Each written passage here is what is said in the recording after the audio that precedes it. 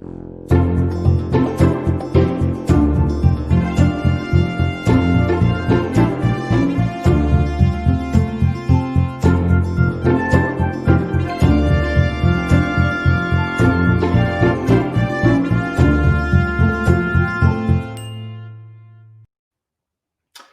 good afternoon, everybody. It's great to welcome you back to Exploring Catholicism.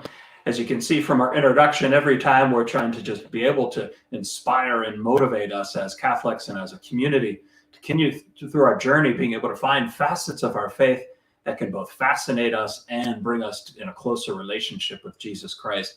You know, you hear about the American dream. And for me, the American dream was watching number 20 play running back for the Steelers. For me, the American dream was just considering maybe giving my life someday as a soldier for our faith and for our country. The American dream gets lived out in so many different facets. But today we get to welcome on to the program somebody who didn't just dream big. He actually lived and continues to live a life that fulfills so many of the dreams that the Lord has for him. So I'm really honored to be able to welcome to our program, Exploring Catholicism, Rocky Bleier. Rocky, you're coming from your home there. You're just telling me you're just moving in. Are you right. Moved in yet? How are you feeling in your new setting there? Well, the new setting's been terrific. We moved in February into this house, and then slowly started decorating it and moving all the other stuff in, and getting rooms done, getting this done. That's that kind of finished aspect of it. And so then just recently we put in the landscaping. Oh my goodness gracious! We're on a corner lot, so and it's a big, it's a kind of a big lot on the corner. So you got two sides that face the roadways, and so in the meantime, before we did that, we had to put a patio in the back, and so Jan, God bless her, my lovely wife, said, at least we're going to get this thing finished, so at least we can enjoy it while we're still here, to be able to enjoy it rather than putting it off and off and off and off and on. So all that has taken place. And then we got as I said, the landscaping done, and which is terrific, looks fine, looks great, except for the fact that we don't have a sprinkling system yet. And so that won't happen, at least not for a while. So in the meantime, the hired help, me, gets to water all the plants, and it's like a job. I mean, it's like, oh my God, I got to get up early, get up and get outside and start putting. And I don't have enough sprinklers and hoses, and so we're going to put this over here and then change all around. Anyway, so that's what I've been doing. That's why I look the way I do at this moment in time. And I got up this morning and it was 46. My goodness gracious. And so the weather. I was watching the Monday Night Football game with our men's group at one of the parishes in a pavilion, and I looked, it was 55 degrees. It's like summer's ending. It is. I imagine with the fact that this was a dry summer, that makes your lawn even more interesting to be able to water, right? Right, and water and then move. And it's like the old days, now you put a sprinkler in, and then you got to time it for a period of time. So, and then you got to move the sprinkler to another area to be able to cover it. So anyway, but fun. You do come kind of from a rural background, right? You talked to me before about Stella and Elmer. That's right. Farming experience. So do you feel those, maybe that mojo from your past family experience? Well, yeah, So I was out, and so it reminded me of that. I was out this morning, we get up, and I'm thinking, okay, fine. I got to get my day planned. I got to get my watering planned, so that I can move and then go all this stuff. And then as I was going through this experience, then I was just thinking about how life had been, and especially within my family, my mother's side of the family. Elmer and Stella lived in Minnesota. They had a farm. They raised 5 kids on this farm, and we would go when I was young to visit every now and then. But I can remember going back in 1955. I was 9 years old, and they were selling the farm. And, in my memory of my grandfather, who was a slightly built man, but he had to take care of the farm. So, he had to milk the cows. And at that time, they didn't have electric milkers. And so he was out there hand pumping the cows. And then he would have to fix the fences. And then he would have to, sow the crops. Then he'd get this tractor. Then he would do this. And so, and as I was going through my process over the last couple of days, I'm going, oh, okay, maybe that's where it came from, that idea of trying to get something accomplished. And, but anyway, so it's a reflection back on a fond memory I had of that period of time and of my grandparents and part of our history. Yeah, and a couple of years ago, I was honored to be able to be a guest of yours to watch the play that you did of your life. Right. And it struck me as something. First of all, it helped me with a homily. I'm always looking for homily ideas. And the question that I kind of walked away with was, how did you choose the bar, your dad's bar in Appleton, Wisconsin, as the setting? And the thing that struck me was, and I think anybody who watches this, we could ask ourselves, if we're going to tell our life story, what would be the setting that seemed to be a confluence for everything, kind of like Three River Stadium? I mean, everything seems to flow from there and go out. But that's right. Was that bar scene from your dad? What was that? How did you choose that? Were there other settings you were thinking of, or was that just something that came? I think that was the main setting because it was the majority part of my life and everything, as you were just talking about. It stemmed from that area. So the formation of who I am came from that environment. Living in that in Appleton, Wisconsin at that time, St. Joe's Catholic Church, which was a block away, the school was a block and a half away, the neighborhood, and the impact that it had on who you are today. So the people that you met, the influences you had, all started there. And then from there, as the play had stemmed, was that, and then you go to college, and then you come to Pittsburgh, and then you go to the Army, and you come back. But the stable was always the bar.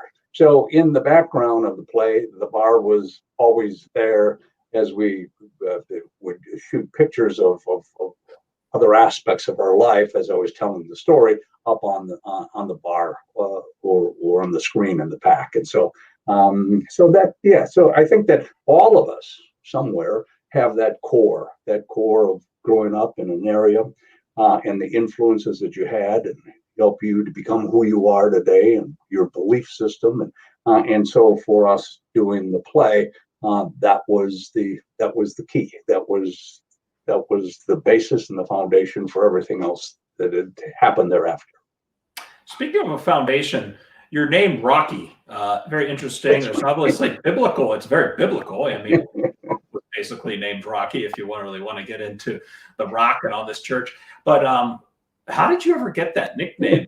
So, Notre Dame, or is that because Jack couldn't tackle you, or what? That's right. It was no, actually. So I am Robert Patrick. My father was Robert Thomas, and I got Patrick because I was baptized on St. Patrick's Day. My birthday was March 5th. So by the time we had baptism, it was on St. Patrick's Day, and so I got Patrick as a middle name. But when I was first born, being the eldest of the family and the firstborn, obviously our parents, love all our kids, but when you're the firstborn, it's like something new. So Dad has a bar. He's working from 8 to 1, and that's 1 o'clock in the morning. So 8 in the morning, the bar opens up. Guys, it's a neighborhood bar, so guys are coming in from the mills, much like in Western Pennsylvania, any bar in Western Pennsylvania. So they would stop in on their way to work, coming from work, whatever it was, and they'd say, "Hey, Bob, how's that new kid of yours?" Oh, Dad, being very proud, said, "You should see him. He's got all these little muscles. He looks like a little rock sitting in his crib." Time would pass, and the guys would come back and not remember the name that I was given. They would say, "Hey, Bob, how's that little rock of yours?" He goes, "What do you mean? Your kid. That baby of yours." And so that's how I got it. I had it ever, and so I've had it ever since. What was it like? You said you grew up in a bar right near a church. Did you used to serve as an altar boy? What were some of the influences as a child? So my influences as a child was that, in the neighborhood, it was so in the neighborhood, everybody went to St. Joe's or St. Mary's. Now that was a time when parishes were pretty much segregated by the ethnic backgrounds. The ethnic background. So we have that in Pittsburgh. It's very common. You have the church, you have the Irish church, you have the Italian. That was it. It's almost like there's the Ravens and there's the Steelers. One of those healthy rivalries in our country. So we went to St. Joe's because we're German, so my grandparents went to St. Joe's. My dad went to St. Joe's. As a matter of fact, we had the same first grade teacher, my dad and myself, when I went to St. Joe's. So it was right there. I mean, it was there. So it was the church was half a block. The school was was a block and a half, and so that was we went to. Now St. Mary's, the Irish church, wasn't but 4 blocks from where we were, but it was just on another side of the neighborhood, and so all the Irish people would go over there. So it became a rivalry during that period of time. And because Rocky, what was your teacher's name? Do you remember? Sister Della Cidia, I remember her. And then there was Sister Della Salle, who was my second grade teacher. Della Cidia and Della Salle. Now, you talked several times, and I think all of us growing up in the Catholic Church, there's a need to mature. One thing is to do something because you're blindly being guided. And at some points you need that. I mean, if you don't eat, you need to be turned to, as a little kid, you need that. But there's a chance when you need to, there's an opportunity when you need to take the training wheels off. So just, when you think back to your altar serving days and the sisters, and I think a lot of us grew up with sisters, till you are today, there's a leap that I think you talk about sometimes of seeing that childhood faith, this blind faith, being matured into something that personally has informed you. The childhood faith it becomes very important, and I firmly believe this because it becomes the foundation. It becomes the basis of the rest of your life, no matter where it may go thereafter. But you have this foundation. So in 8th grades, so we went through 8th grades of grade school, and by the 4th grade, you're going to become an altar boy. So I was an altar boy, and I was in the choir because we had to sing at the 6 o'clock mass every day. And so Paul Schreider, who was my next door neighbor and classmate of mine, so we were the 2 closest guys. Well, we'd be called more often than not to either serve mass or sing in the choir. Not that we had great voices, but we were there as people.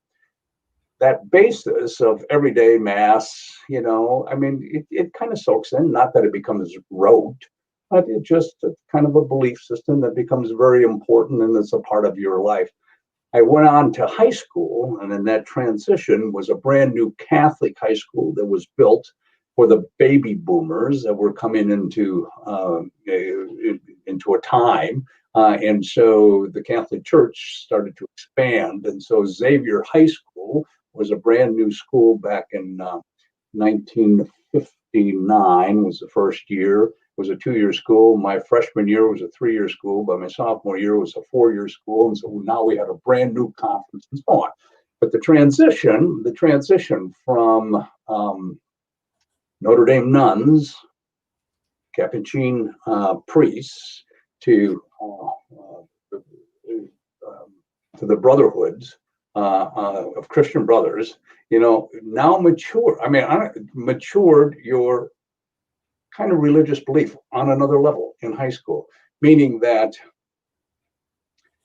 you didn't have to hold your hands in prayer like this. We're now in high school, as the Notre Dame nuns said, okay, fine. And now it was, we could fold our arms in prayer.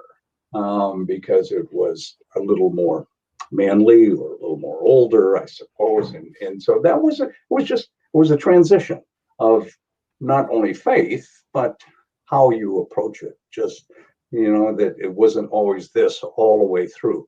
And so for me, it just was a part of my education, and probably had a bigger impact than I thought.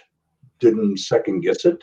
But as you go through it, it becomes part of who you are. And then I go to Notre Dame. And so Notre Dame then creates another aspect. When I was there as a freshman, it was mandatory that you had to go to Mass every day. Then it changed thereafter, and so it was in your dorm. I mean, you had service in the morning, and so that was just a continuation. It was a part of it, but then it changed, and then they didn't. They would like you to go 3 times a week or whatever it is, but Sunday was a big, a big part of that upbringing. But when it was on another mature level, now you had theology, and you start talking about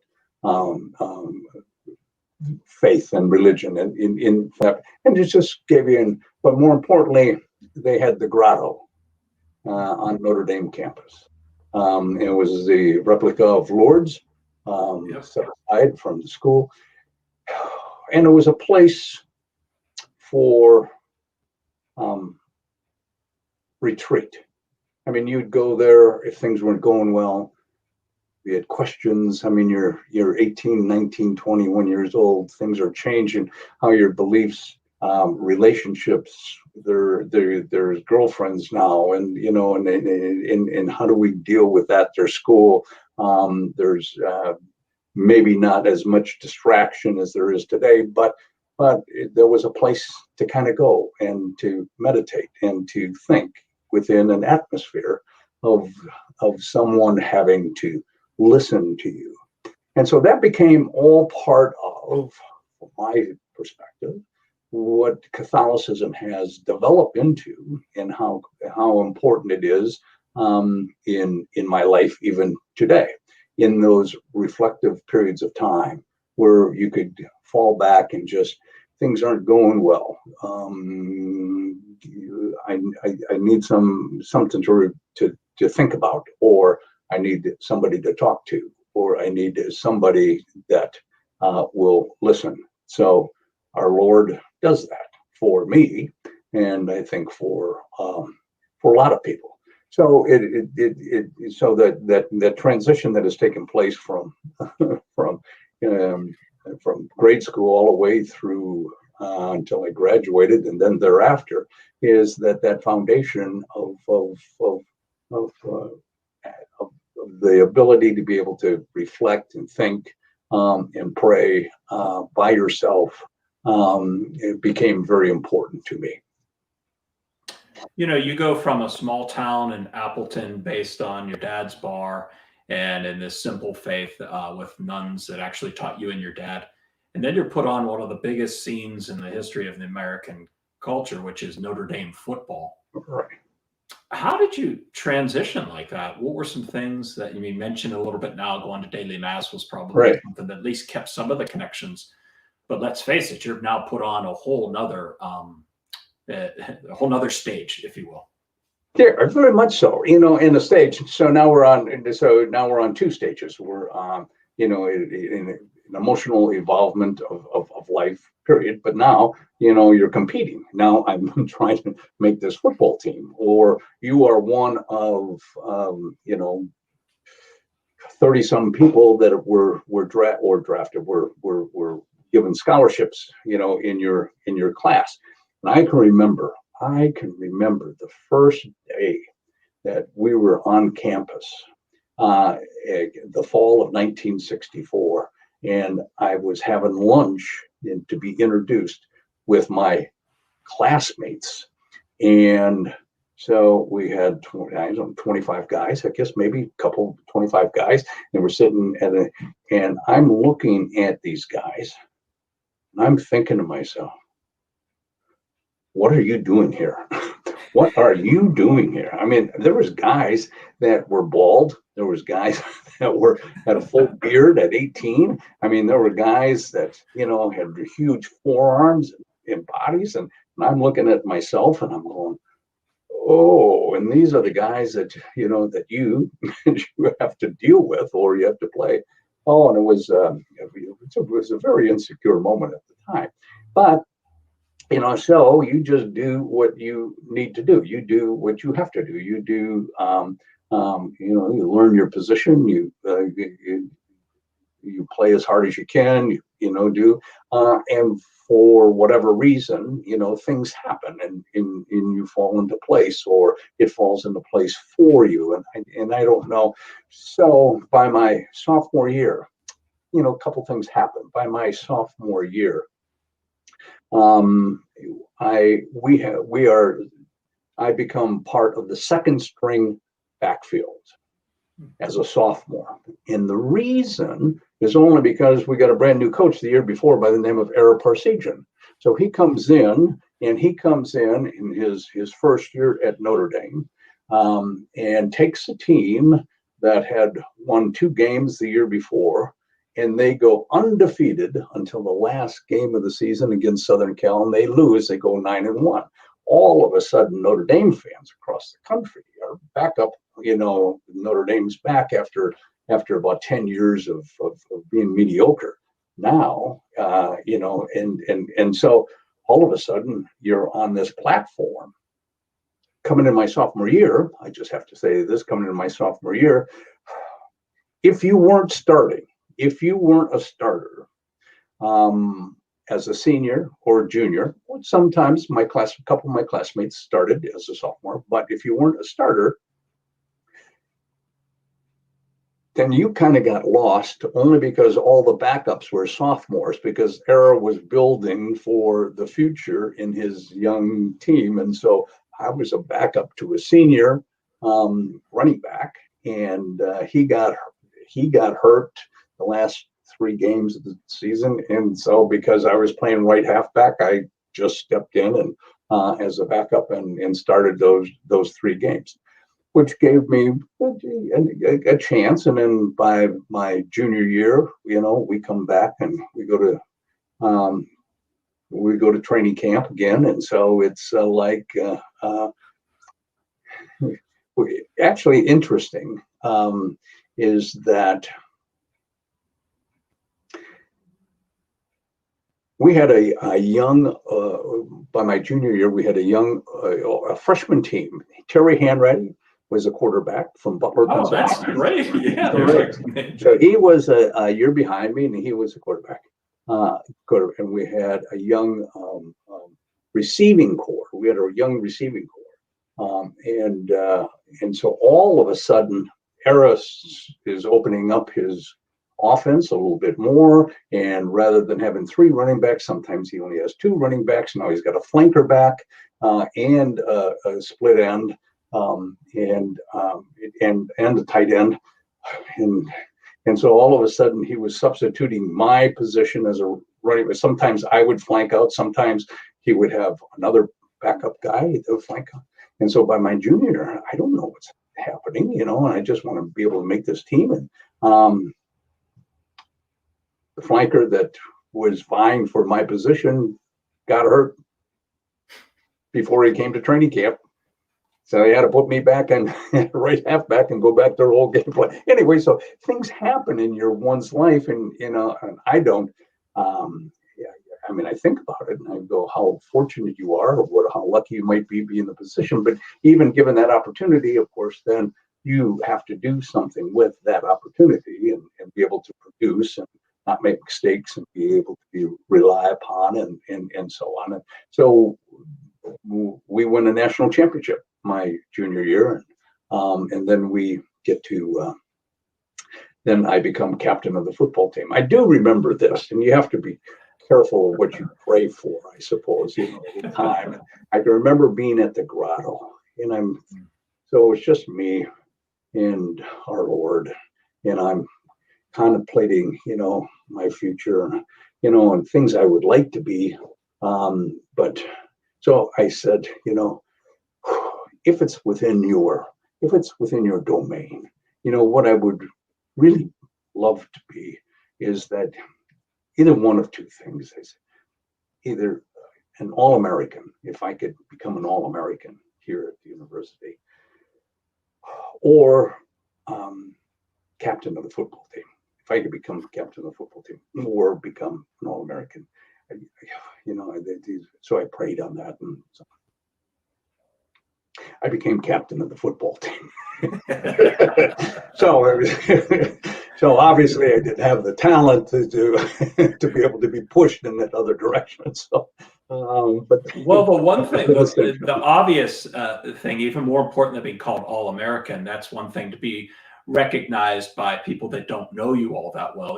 I think it's more of a compliment and a true form if your teammates, your coaches, people who will rub elbows with you every day to consider you a captain. So there's something authentic in my mind about that. But I'm interested because I want to talk about Chuck Noll at some point. Right, yeah. But you had a coach, when you say Ara Parseghian, you're talking about one of the greatest coaches of all time who was able to take a team that had been just mediocre and, well, obviously only won two games before. Yeah.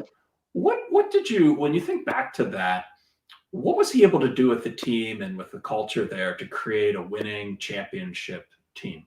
Well, I mean, a couple of things. He came in from Northwestern, so he had a successful coaching career at Northwestern, and then Notre Dame, offered him the coaching job, and he took it. So Ara was very organized. Ara had a great sense about himself. He had a great self-confidence about his coaching ability. But more importantly, he put together an assistant group of coaches that were much like Ara. I mean, that had the same dedication, same commitment, and he brought them up. Tom Pagna, my coach, who's a backfield coach, played for Ara. Ara was a freshman coach at Bowling Green. So Tom had played for Ara and then ultimately tried out in the pros, Tom did, and make it, and then went to Northwestern with Ara and came back.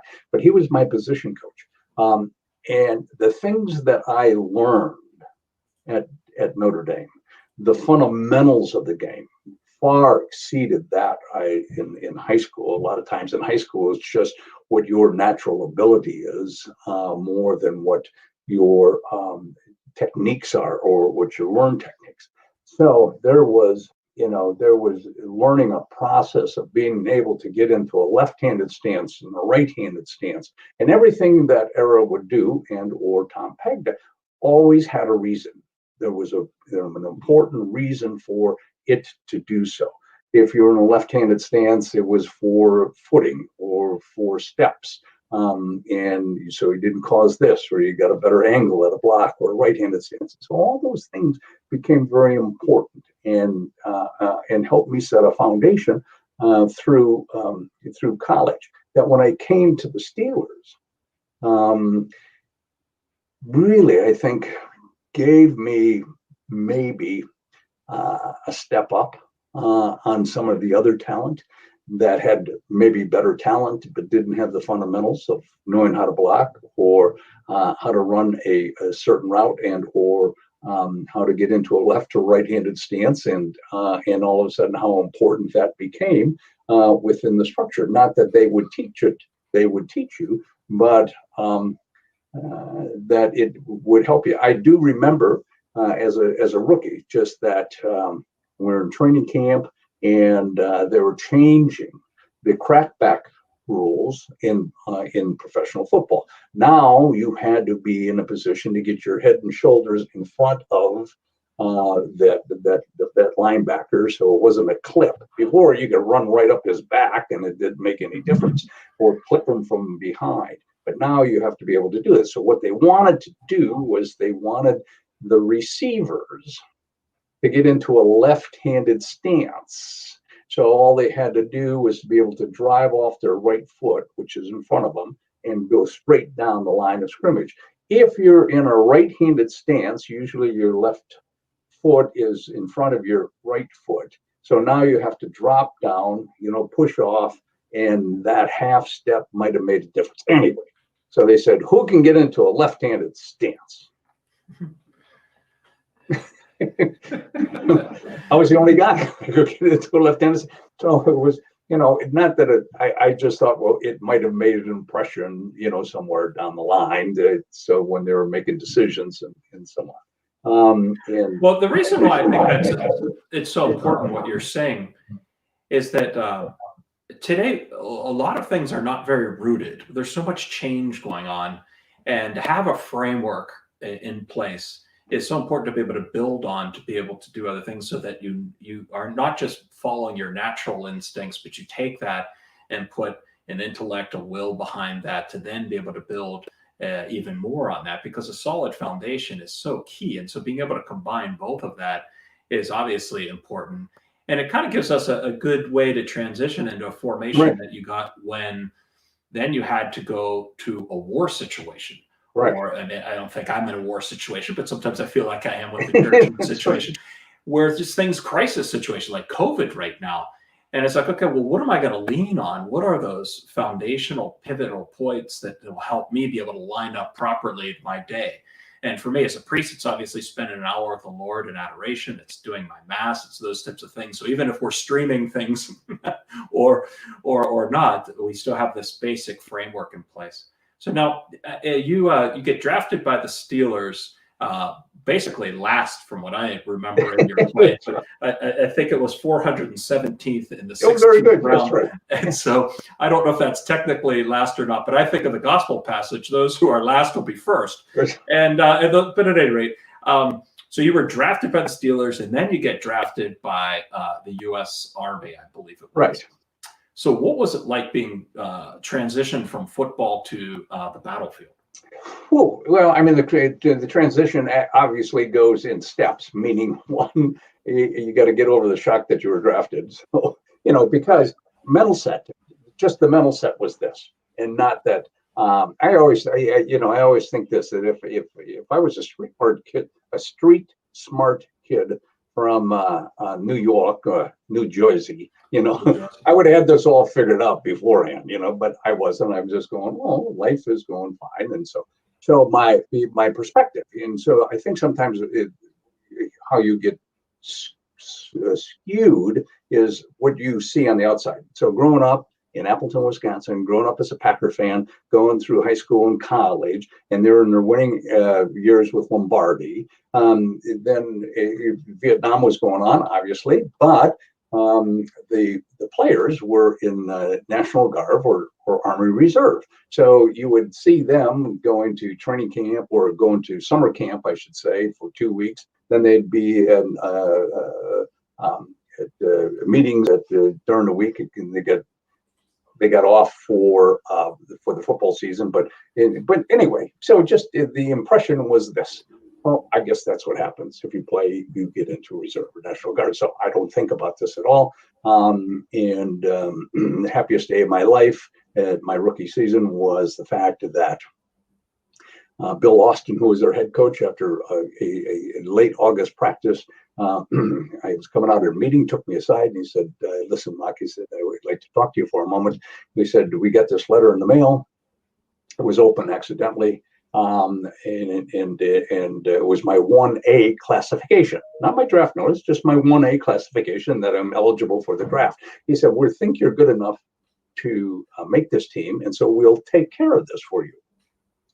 Whatever taking care of this meant at the time, in my mind, it's like, oh, okay, fine, I get in the reserve, and life goes on, and well, it was 1968, height of the war, things hadn't taken place. All of a sudden it's October, and I go see the business manager at the Steelers. Have you heard anything about this? Well, we're having little problems. It was the congressman got defeated, the general retired.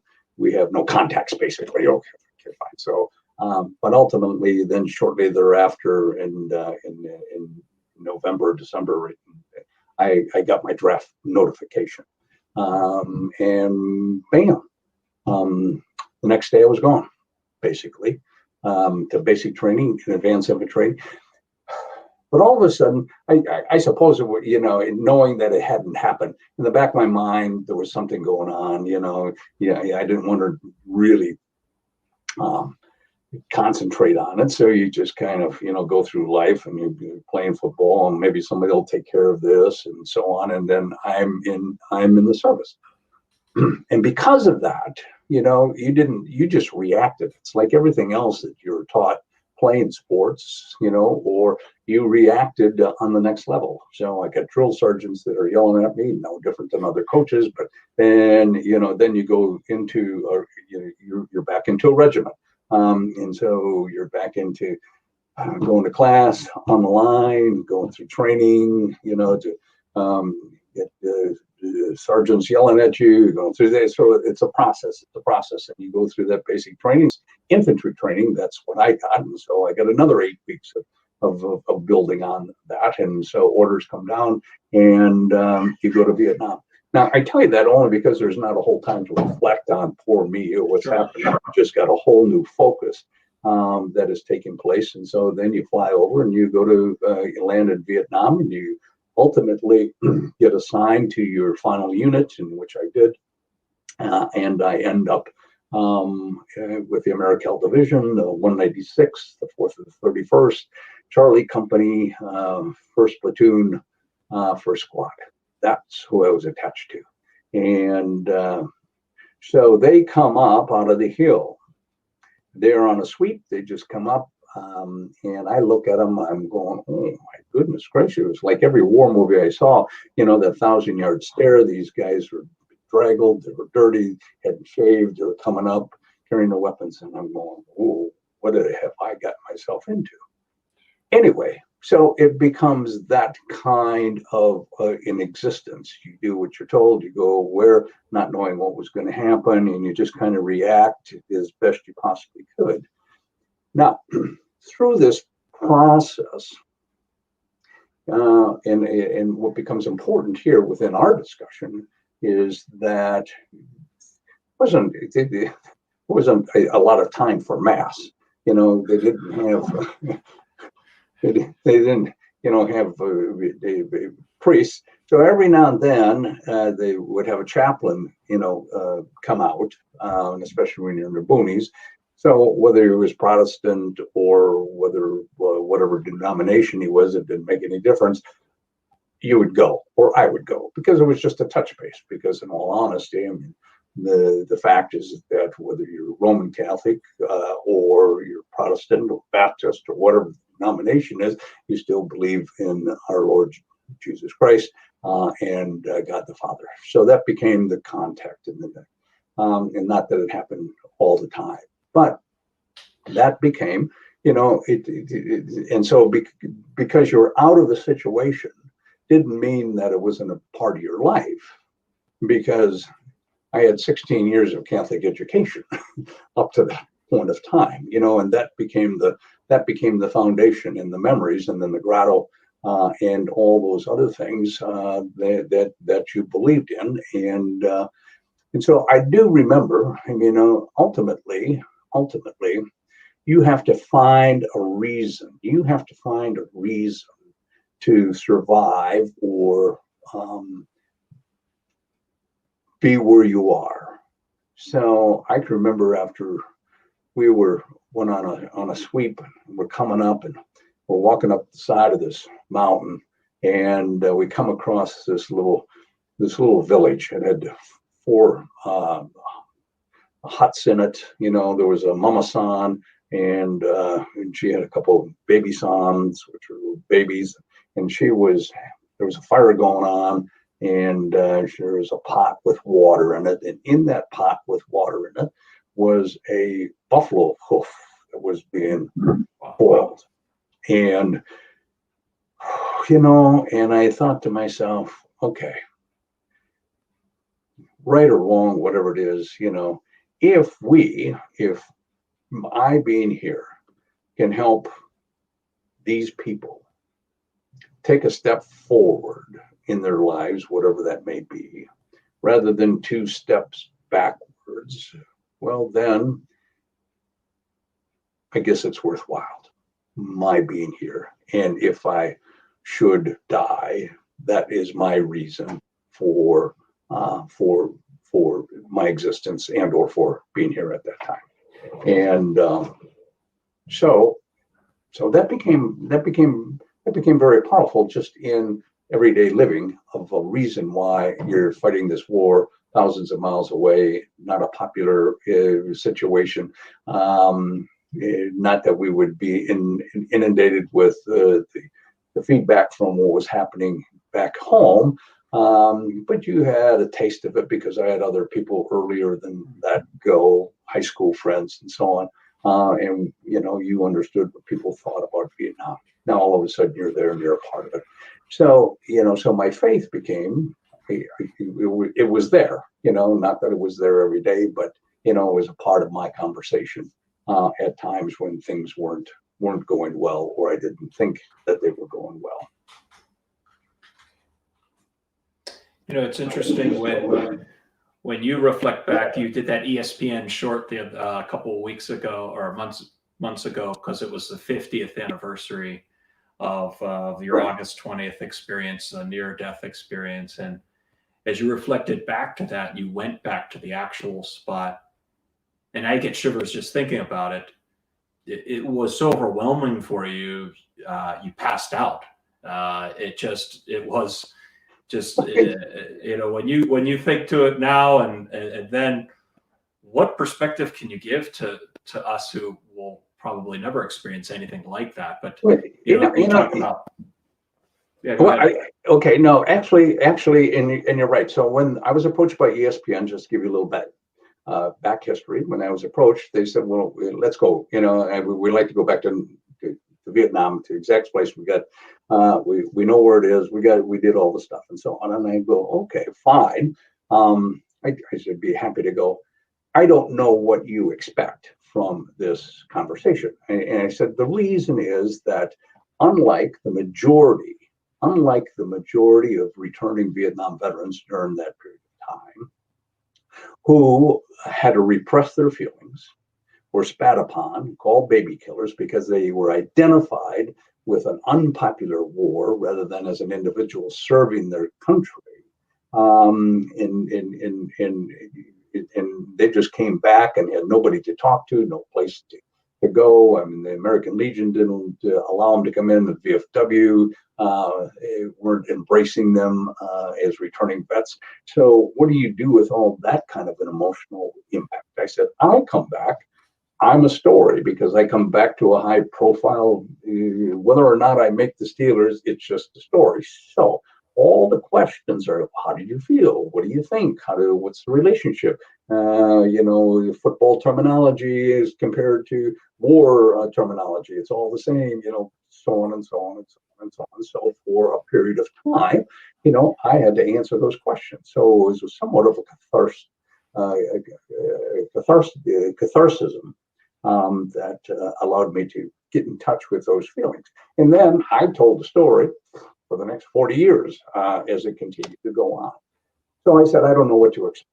And anyway, we get there, and now we're heading out to Hepta, where the area was in which we had our firefight.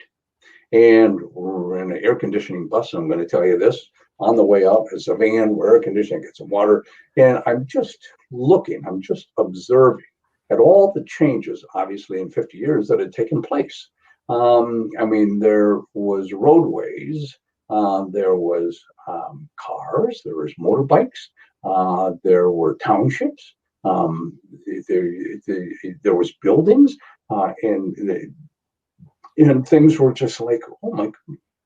I said, what's that over here on the hillside? What hill is that? They said, well, that's LZ West. LZ West is the landing zone in which we operated off of it. And I've come down here and we take sweeps down in this valley, and it was all just jungles and rice paddies at the time, and some villages. And you go, man, how this is all changed. Anyway, subconsciously in the back of my mind, and we get to the area. So now we have to find the exact spot. I mean, we can't find the exact spot. I think it might be here, it might be here. Things have changed, obviously, in those 50 years. And I think, yeah, here we are. I think this is it. So we come out of the woods, and Tom Rinaldi, who is the announcer, and he and I were talking, and as I'm reliving this idea of where we were and what had taken place. And so he asked me the question, how do I feel? And out of nowhere,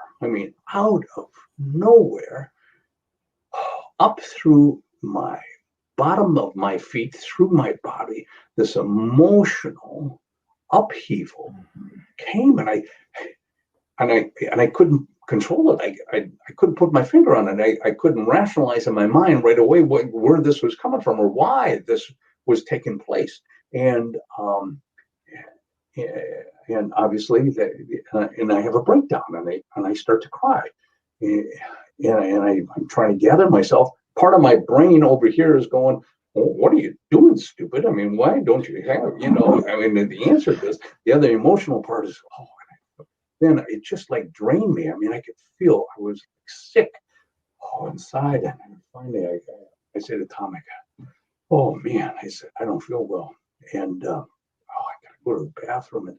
And he goes, come on, let's go back and, we'll go sit down. I said, oh, okay, fine. And we go sit down, and they sit me down, and I sit down, and I pass out.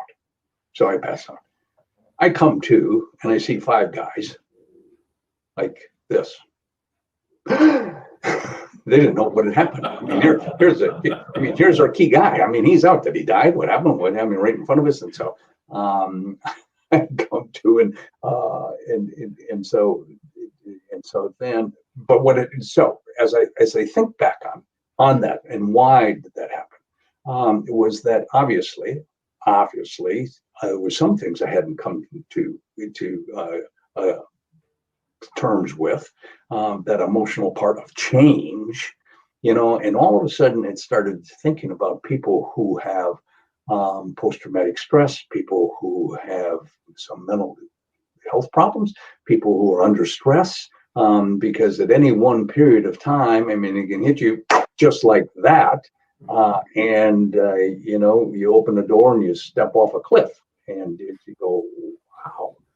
And so put into some perspective of the emotional upbringing or the emotional makeup of human beings, and how fragile it can be at times, and that the majority of people didn't understand. Now, I do have to say this, is that after I saw the piece, as you too, and so the announcer goes, he had heat stroke.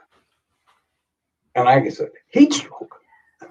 I mean, that sounds like an old man thing, well, he just couldn't handle the heat out there. It wasn't heat stroke. I mean, at least you could say it was an emotional upbringing, or it was an emotional charge, put it in perspective. Heat stroke. Anyway, so they laughed at that. Fun of it. But it was interesting. I want to share this story with you, which it was big. I didn't share it with Tom at the time. But an interesting thing when I was in the rice paddy for the first time, and we ran into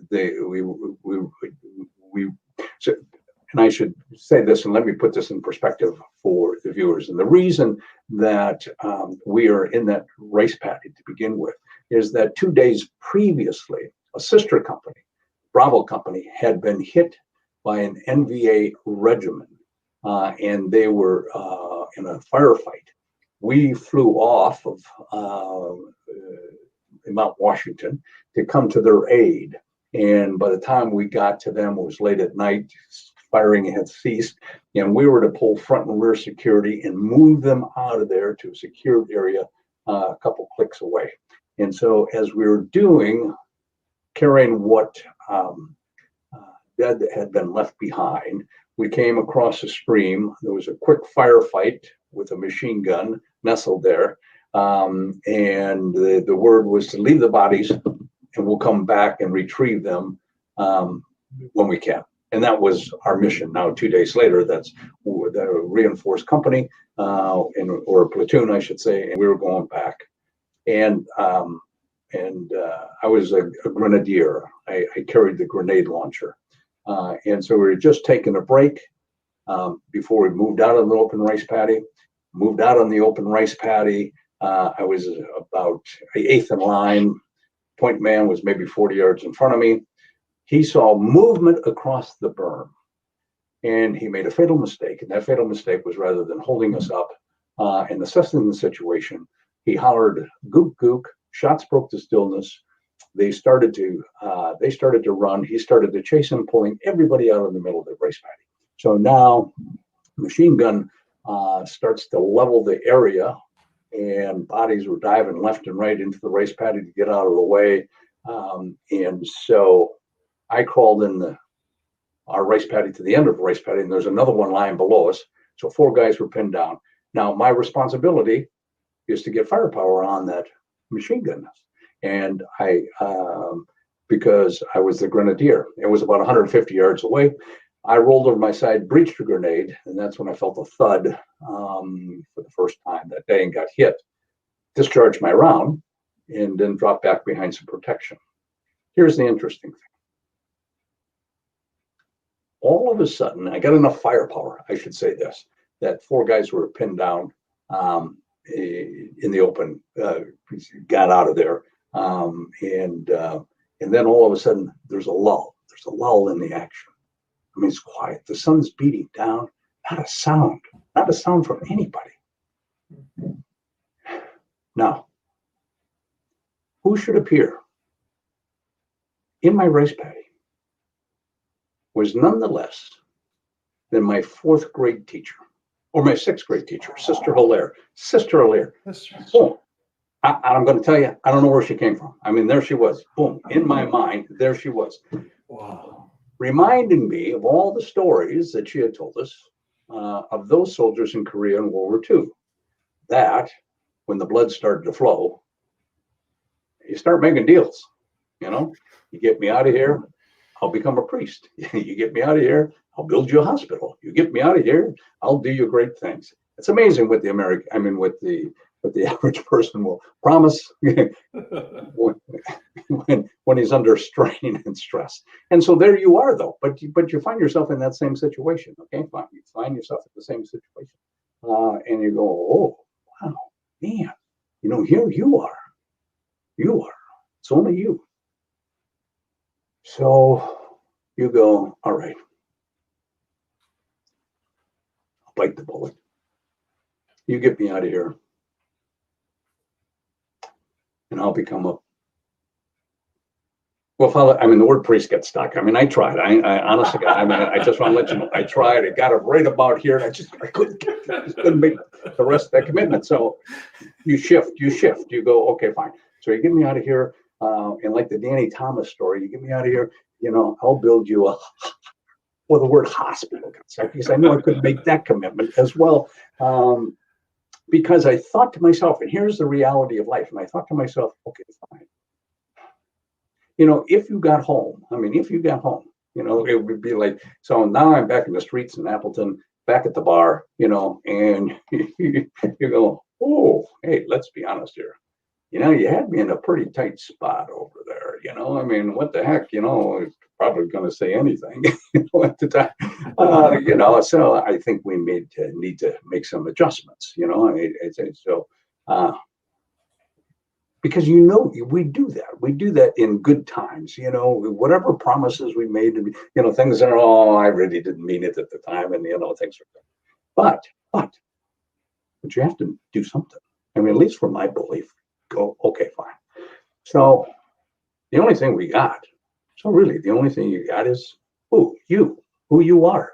So my promise is here, you got my life.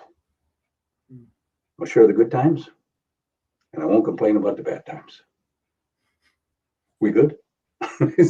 So anyway, the medic came over. And he and I crawled back to our commanding officer, and I wanted to just finish. We called back, and we set up another defensive position. The rest of the guys come back in, and they probe our perimeter, and they get close enough to throw a grenade. And so it hits my commanding officer in the back, bounces off of his back. I'm not but 3 feet from him. It blows up. I'm standing on top of it as I'm trying to jump out of the way, and it blows me up on top of it. And again, we're in another firefight. When I thought to myself, the medic comes over and he's wrapped my foot. I'm going, I was going to keep my promise. I mean, honestly, you didn't have to like remind me. It wasn't like a martyr. They say, we want to make sure that you're going to keep your promise. Anyway, so but that was a thought process I had during that period of time. You talk about turning to God in times of need and how important that is as we look at our situation today, where we are. But isn't it interesting how God heard your prayer? It just didn't come to you the way you thought, because, obviously you're not a priest, but you're still a father. Right. And you didn't necessarily sacrifice the ability to have a family, but you're willing to sacrifice your life for somebody. And this is all kind of fatherly priesthood that's embedded in the gift of manhood and the gift that you are for our community. And just quickly, I have to transition into the Steelers and a figure that I've always revered in Chuck Noll. What would you say was the key characteristic that Chuck Noll embedded in that Steelers team, which is by far the greatest football team at all time? What did Chuck Noll bring to that? So what Chuck brought was a sense of control, a sense of professionalism. He was very matter of fact. I mean, he didn't change his mind much. I mean, he had a methodology in which he wanted to go. He knew what needed to be done, and he got a staff together. Chuck wasn't, and he put things in perspective, meaning that, football wasn't the end all. This was not your life. I mean, it was a part of your life, and it's a part of what we have to do. But, you have a family, and you have, I remember him telling, assistant coaches and so on, if you can't get it done, if you can't get a learning period done within this period of time, well, it's not going to help you to go to midnight or 2 o'clock in the morning watching films. You can only process so much and remember so much, and otherwise you wear yourself out. So that expectation was set, for his players as well. There's a responsibility. You're a professional football player, and with that comes a responsibility. So I don't want to fine you guys. I don't want to have it be your gatekeeper. I just want you to live up to being a professional and living up to that responsibility. So that was kind of his status. He didn't yell. He didn't scream. I remember asking Terry Hanratty at one time, I said, how do we describe Chuck? Because of the fact that he wasn't a yeller or a screamer. And so he said, that was Chuck. Chuck was kind of just even, calm, but he always made you feel uncomfortable. And meaning that was that he was not a buddy-buddy. He didn't need to have his ego supported by what you thought of him, because ultimately he had to make a decision one way or the other on people and players and personality, whether most of the time he loved his players, but yet there was a distinction. And Chuck, and that's the way Chuck was. And I thought it was very adult-like, obviously, and very responsible, allowing you, to buy into and become a part of what is trying to take place here. And so that's, so that was his Chuck. If you look in the background of my picture back here, this is it's a Steeler team praying the Our Father together. It's in my office. There you can see that. This is obviously not your team. This is your Steeler team, but it's a couple of years later. You got Paul Alou and Ben Roethlisberger in that picture. Right. Did Chuck Knoll pray? Did you guys pray together as a team? Was there any religious dimension to? Obviously, you have the Immaculate Reception. I mean, that's in a dogma of faith. It's the most important play at all time that'll be enshrined. But other than those manifestations of Mary, what was there a faith in the team at all? Was there any prayer? Well, yes, there were. I mean, there was a prayer after the game. We would have a prayer, say the Hail Mary. After the game with the Our Father, so with the Rooneys being Catholic, and with with Chuck being Catholic, and not that it was the Catholicism was driven down your force, but faith and belief were. So we had chaplains, and there was a whole group of guys that would go to the chaplain before the game, where we'd go to mass, so then they would the other players would go and talk about the game, or talk about this coming up, and talk about your input and so on. I can remember one of the great ones, Ernie Fats Holmes. Ernie was in. So the chaplain was before the game, and Ernie was sitting there, and they were, and there, as the story goes, and they were talking about feelings, within the game, and in combat, and what takes place, and Ernie said, Padre, he said, listen, he said, I don't know how to do this. He said, I understand what you're saying. He said, I mean it. He said, but I really want to hurt those guys. I mean, I really want to hurt those, and I don't know how to make that adjustment. I can't go in there and say I'm not going to hurt you, because I am going to hurt you. And so I got to laugh at her, because it was such just the way Ernie was, and so, so the Padre said, we can love our fellow man, but that doesn't mean that you really want to hurt him. You can hit him and knock him down. I don't know how I can justify that, is because I really want to hurt him. So. I appreciate all the time you've given to us. Would you mind if we just took a couple questions before we finish? No, yeah. And as we're looking for some questions, I can't help but not plug your book, Fighting Back. I know there's a new version. I don't know if we can get that on the screen. I like this version that has you on it in your uniform, but you look at you in your stately manner there. That's right. Which is fantastic. It's a great book. We'll give away copies, and before the show, you said that you wouldn't mind personally signing them, so that's even more wonderful. I appreciate you doing that. So I don't know, do we have some questions out there for Rocky?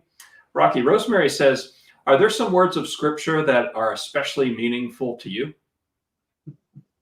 It's an interesting.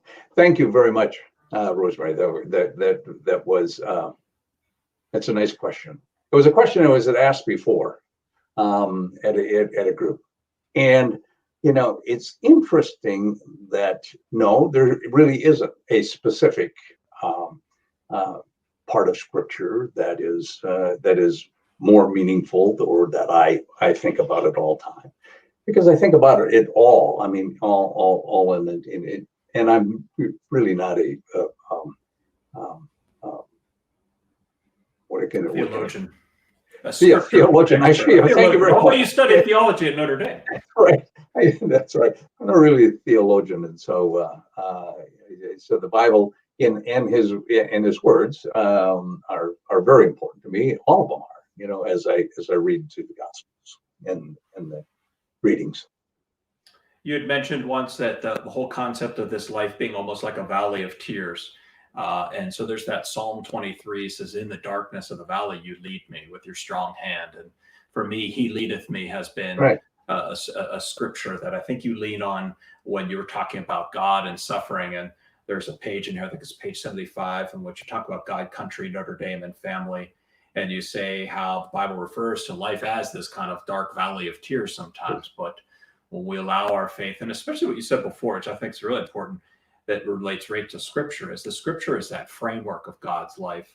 in ours that can be lived out, but then you have to get and mature through that and take that with you as you live your life. So let's see if I have any other questions out there. Okay, Carl Joseph says, if there is an appropriate question, please answer. If it's not an appropriate question, how did the Catholic Church receive you on your return from Vietnam? Was there support available? Oh, it was interesting. Okay, fine. I had no problem. I never questioned the Catholic Church. I mean, as far as coming back, I mean, I never got into a problem or a situation because I felt I dealt with the war within the confines of right and wrong, of whether or not I harmed somebody.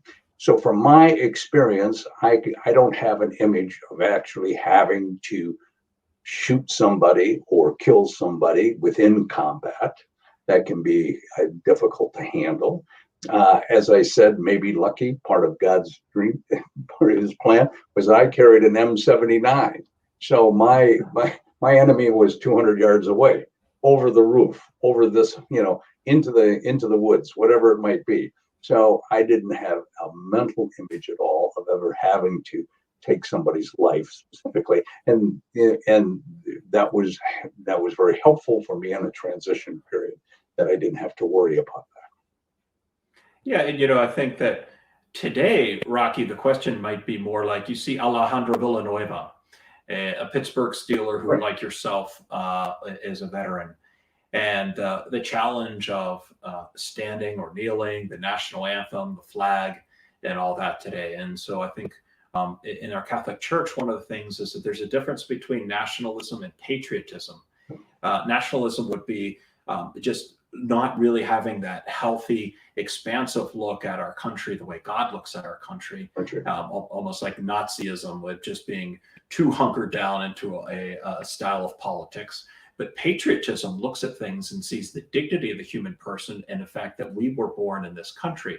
And so there's a healthy love for our country through that. Yeah. Where would you be with all of that in terms of Alejandro Villanueva and the national anthem? Well, I mean, there's two things, which is hard to say. I mean, I only can come from my perspective, and my perspective as it is now. And maybe not the perspective of today and or the peer pressure, which becomes even more important when you talk about team and when you talk about working together, when you talk about supporting one another within that environment. And what do you do for the betterment of the team? Do you give up your personal beliefs to help solidify this team concept, which the majority of people, did? Alejandro, felt very, when it happened 2 years ago, and they came out, and and he stood and he came out, by himself to listen to the national anthem, and he said, I'm going out. I mean, because this is what I fought for. This is what he believed in, given his years of service, and that became very important. And so he took that step. Everybody else was in the runway only because they were asked to be in a runway rather than stirring up any controversy of being on the field. So I would hope to think that one would have the courage to do what is right, but if you're not in the situation, it's really difficult to say, yeah, I should have been out there,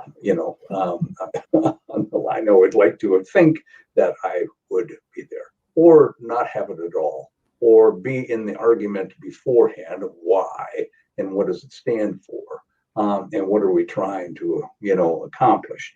And the fact is, it's easier to say, well, it really doesn't reflect back on the flag or nationalism. It was a statement, about Black lives that matter from Kaepernick's point of view. I guess my opinion was that I thought teams and or the league should have stepped in right away, very quickly, and said that here is our position. You have the right to protest whenever you want to, wherever you want to, but this is a place of business. This is our workplace, and we can't allow to have that take place within the workplace, meaning a protest and so they didn't, and it blew up and it continued. Now they had policies for, writing names on shoes or wrong color shoes, and you get fined for this and you get fined for that. Or if if you're not within uniform code or so on, you get fined for that. And then all of a sudden they let something of this nature, go unanswered to the extent where it is, today. But that's another story. Yeah, I appreciate it. Can you take one more question? Sure.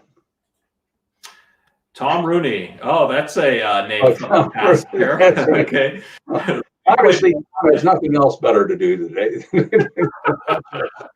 Well, he's monitoring this show for quality programming. He's got him and his family are entrusted to. So he's probably making sure. So Rudy played one play and got a picture. You were team captain, a war hero for the time Super Bowl, and you got made for TV movie. What gives? That's what I didn't have. Well, I didn't know you, Tom, at that time. And if I did, I know that it would have been on the big screen rather than made for television. And it's all a part of who you know at the time. So obviously, I didn't know the right people.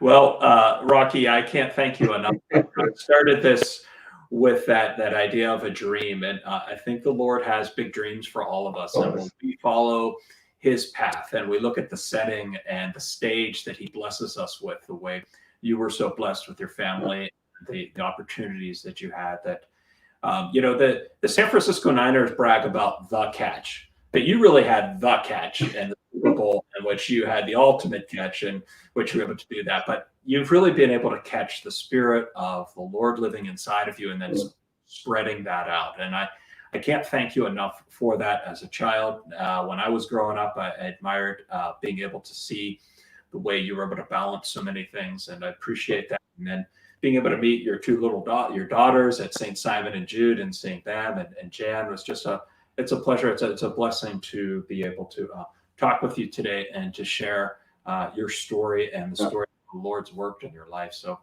I just really want to appreciate you and thank you for that. I just wanted one programming note. Next week, we have Father Michael Hines. He is going to be here on September 22nd, 22nd. He's a priest who helps do a lot of work at St. Mary's in Maryland. He's a great priest who does a lot of youth work. And so we're trying to get into the college theme here of trying to figure out how COVID and college are mixing and what type of challenges there are for a college chaplain at Mary's. So Rocky, I thought we'd finish with the ultimate Hail Mary, just praying, Hail Mary, full of grace, the Lord is with you. Blessed art thou, women, and blessed is the fruit of thy womb, Jesus. Holy Mary, Mother of God, pray for us sinners, now and at the hour of our death. Amen.